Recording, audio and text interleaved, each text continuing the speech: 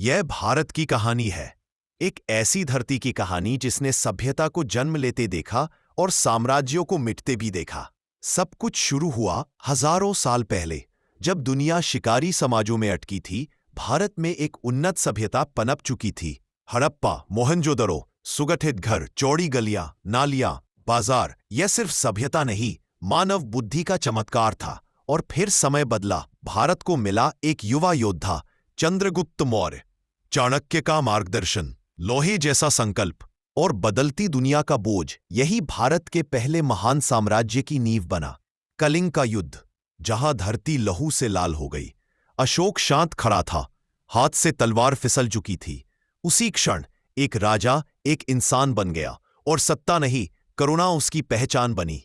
फिर आया वह युग जहां प्रेम को संगमरमर में कैद किया गया। शाहजहां और ताजमहल, एक ऐसा प्रेम जो समय को चुनौती देता है।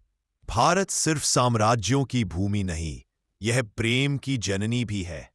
राधा और कृष्ण, दिव्यता में पनपा प्रेम जो आत्मा से बंधा था, समय से नहीं। भारत की एक बेटी उठ खड़ी हुई, रानी दुर्गावती, घोड़े पर सवार, हाथ में भाला। वह एक रानी नहीं, एक ज्वाला थी जो आखिरी सांस तक लड़ी। और फिर धीरे धीरे अंधेरा फैलने लगा। व्यापार के बहाने आए अंग्रेज, कर, भूख, सूखे, अत्याचार, भारत टूटने लगा। लेकिन भारत की आत्मा अब भी जागना बाकी थी।